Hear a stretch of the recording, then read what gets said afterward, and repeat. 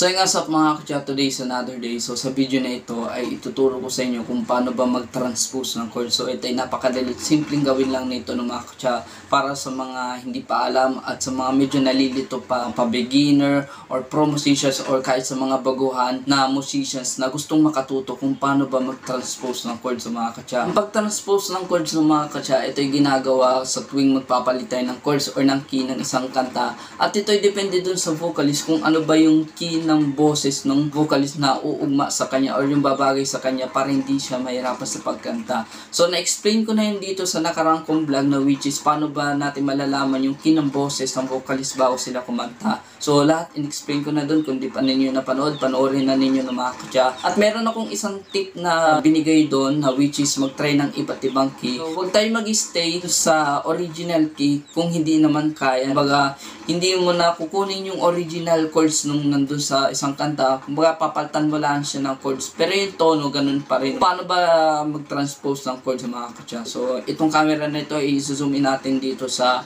aking gitara, no, para makita ninyo ng mga kutya kung paano ko ginagawa yun. So, yan, i-zoom in na natin yan. Kaya, let's go.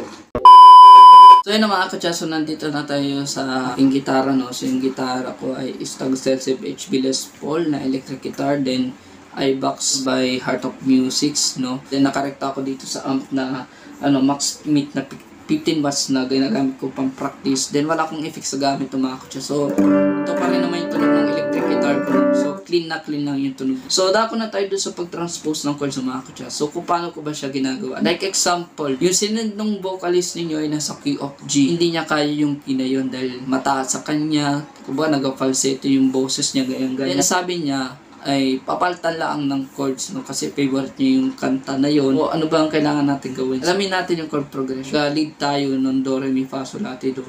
Do, Re, Mi, Fa, Sol, La, Ti, Do. So ano yung mga chords na yun na tinapa ko na yun, no? So number 1 na chords, which is G. Siya yung pinaka-root. Yung pangalawa na chords ng key of G, which is A. Baga A minor siya. Pangatlo na chords sa key of G, which is B or B minor. Pang-apat, which is C. And pang-lima ay D. Then pang-anim ay E, E minor. C major and D major. Nalimutan ko lang sabihin. Ito yung pang-pito, which is F sharp or F sharp minor. G, yung pinaka-last na A. May low and high G. Magabilang tayo doon. 1, 2, 3, 4, 5, 6, 7, 8. G, D, A minor. C. Pang-ilan ba yung chord sa G? Sa key of G. So, pang-una.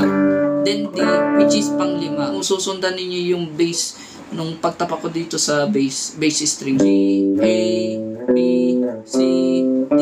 1, 2, 3, 4, 5. D is pang-lima. E minor. Pang-anim. Tapos C is pang-apat. 1, 5, 6, 4. Then kapag sa mga bridge, sa mga pre-chorus, may A minor. Pang ilan bang A minor sa chords ng key of G? Which is pangalawa. 1, 2. Tapos B minor, pang ilan siya? Pangatlo sa key of G. And C is pang-apat siya. Tapos D is pang-lima. Makukuha ninyo yan, no? Yun yung chord progression niya, no? Or kasama ng chords sa key of G. Paano natin siya ita-transpose na sa other chords, no? Napakinggan mo yung boses ng vocalist nyo na sa key of A. Ang gagawin ninyo, no? Di ba naka-bar chords ka? Usog tayo ng dalawang fret or usog tayo. No, nasa G sharp na tayo, no? So 1, then 2. Gets? No? Pag nasa key of A na tayo ng mga kutya, kung ano yung ginawa natin dun sa key of G na pattern na Do, Re, Mi, Fa, Sol, La, Ti, Do, para malaman natin yung nung sa lahat, no, nung sa key of G, eh ganun din yung gagawin natin na pattern nung sa key of A para malaman natin yung mga kasama ng chord sa key of A, no. So i-ano muna natin siya ng Do, Re, Mi, Fa, Sol, La, Ti, Do, no. Do, Re, Mi, Fa, Sol, La, Ti, Do. Ano ba yung mga chords na kasama ng key of A, no? Which is A major, yung pinakang una. Pangalawa na chord sa key of A, B. Then pangatlong chord sa key of A, which is C sharp. Then pang-apat na chord sa key of A is D. Then pang-limang chord sa key of A, which is E. Then pang-anim na chord sa key of A, which is F sharp. Then, pang pito na chords sa key of A is G sharp. Then, pinakalas yung high na A. So, yung ginawa ko kaganina, yung may bilang na yung yung 1, 5, 6, 4. Ganun din yung gagawin natin sa key of A. So, may bilang, di ba, kaganina, 1, 2, 3, 4, 5, 6, 7, 8, di ba? 1, which is A. Then, 5, which is E. Yung 6 is F sharp minor. Pang-4 is D. E. No? Kung ba na-transpose mo na sa G to key of A. So, nagigets ba ninyo? Kapag hindi nyo talaga magets no mga kutsa, so yung ginagawa ko, di ba? Yung pattern ko sa key of G.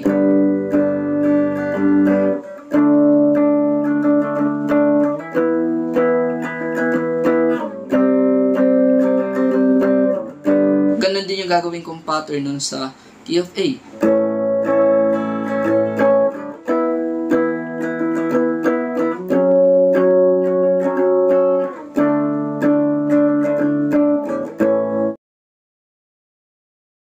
So, lahat naman ay magagawa ninyo, no? Kahit key of F.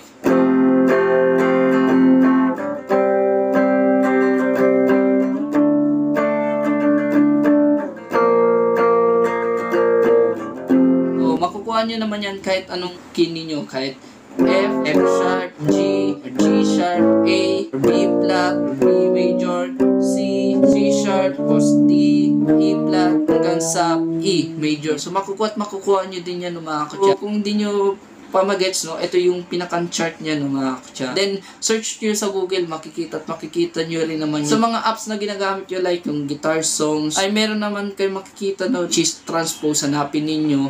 Pipili kayo yung key of A, or C, or kung ano pa man. Kunin na lang ninyo kung ano ba yung chords or yung kinakukunin ninyo. Depende dun sa boses ng vocalist niya. Then, paano naman pag sa lead? Example, no? Ito yung pinakang-bash ng mga gitarista, which is yung intro na magbalik. Di ba yung chords ng ng magbalik yan? Then, yung lead na yung ganto.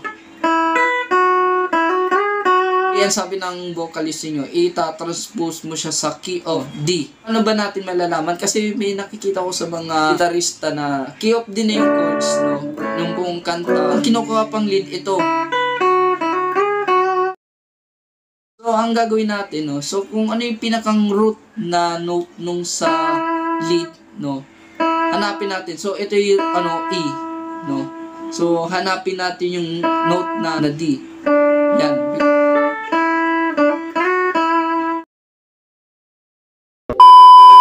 So, yun lang no, mga kachay, yung sinare ko dito or yung tutorial ko kung paano ba mag-transpose ng chords ng mga kachay. So, napakasimple lamang yung gawin. So, kung may mga maliban akong nasabi or may mga i-correct kayo or clarify dito sa mga tutorial ko na ito about sa pag-transpose ng chords, no, ay comment lang kayo dito sa video ko na ito no, mga kachay. I'm not a perfect musician po, no. May pagkakamali din ako. Kung ano yung na-experience ko or kung ano yung ba natutunan ko lang yan sa tutorial sa mga kachay. Apply ko lang at sinishare ko sa inyo yun. So, dito ko lang tapusin itong vlog ko na ito ng mga kachay. Kung nagustuhan nyo itong video, please like and follow and subscribe kayo sa aking YouTube channel, King Cha TV. Hit the notification bell para updated kayo sa mga upcoming videos ko ng mga kachay. Ciao, ciao, peace, ingat pala, keep safe and God bless ating lahat.